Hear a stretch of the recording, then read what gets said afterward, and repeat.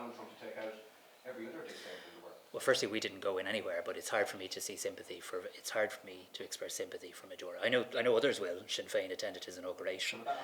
No, but I'm giving. You're criticise the United States because I believe for Maduro's. for invading another country's sovereignty. Yeah, no, you're not asking me about Sinn Féin, but I'm allowed to respond as I wish, and I'm making the point that there's some political parties in Ireland that attended his inauguration, including members of the Oireachtas, who attended the inauguration of somebody who wasn't elected.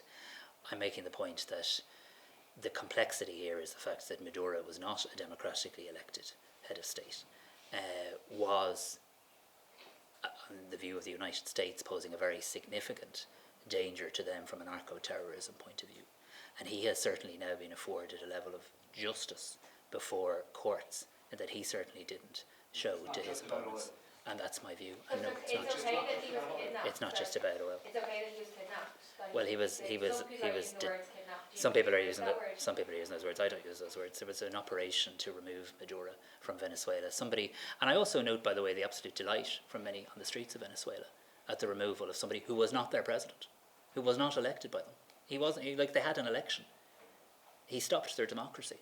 Somebody won the democratic election in Venezuela. It wasn't him. Trump didn't impose that person didn't put that person in as president. Different question, an important question, because I think it's a really important point. It's absolutely vital. It's absolutely vital that there is a speedy, very speedy return to democracy in Venezuela.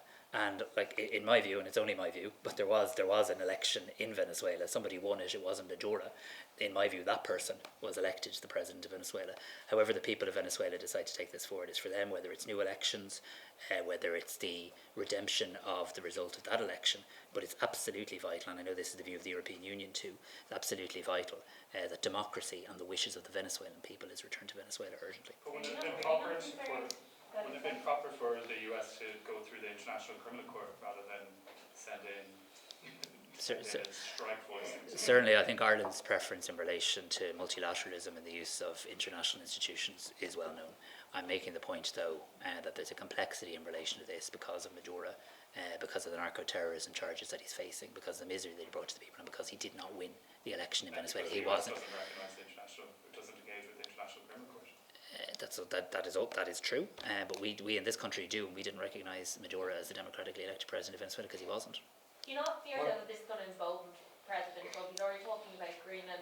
It was Colombia who thought it inappropriate to bring this to the UN Security Council yesterday because they're afraid now of their own future. Would you not worry that by taking this softly approach against America, that you're just emboldening them to go into other countries and get exactly what they want? So I'd very respectfully reject the assertion of a softly approach or any such language in relation to that. We're talking about a very specific situation in relation to a brutal dictator who wasn't elected, who stole a presidency and therefore stole the hopes and democratic aspirations of his people, who is charged with extreme charges in relation to narco-terrorism, drug trafficking and all the misery that brings. What I want to see is democracy restored to Venezuela and the democratic rights and sovereignty of the people of Venezuela recognised and put in place as a matter of urgency.